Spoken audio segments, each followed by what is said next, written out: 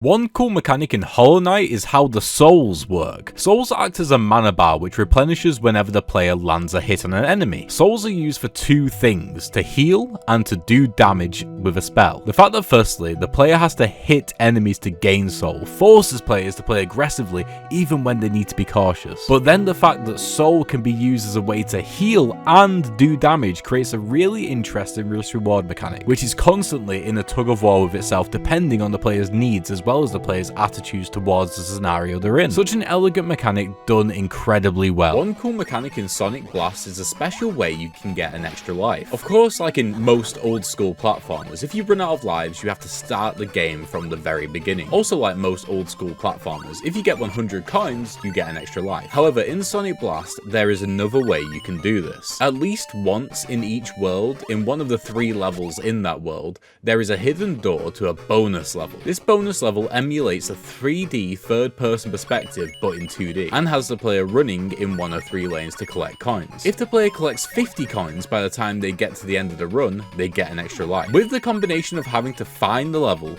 get 50 coins, and the fact that lives are so important, this little minigame is incredibly tense and incredibly fun. When you get to the end of having 1 or 2 coins off having 50, with no way of retrying it, you can bet some choice words are mentioned. One cool mechanic in Ori and the Blind Forest is the bash ability. The bash ability allows Ori to propel themselves in the direction they are aiming, which is pretty cool, but what's really cool is how the player activates it. The player can use bash if close to lanterns that are dotted around the level, enemies that try to attack Ori, and projectiles that enemies fire. And not only that, but when Ori uses bash and projectiles or enemies, it sends them flying in the other direction. This mechanic is so much more than the sum of its parts. It's incredibly useful and a satisfying tool for movement, but it's also great for combat and solving puzzles. One cool mechanic in Super Meat Boy is what is left behind every time you die. Super Meat Boy is a twitchy and quite difficult platformer that relies on the player trying over and over again to land pixel perfect jumps. One subtle yet incredibly useful tool the devs give the player is the fact that Meat Boy not only leaves a big blood splatter on any surface that kills him,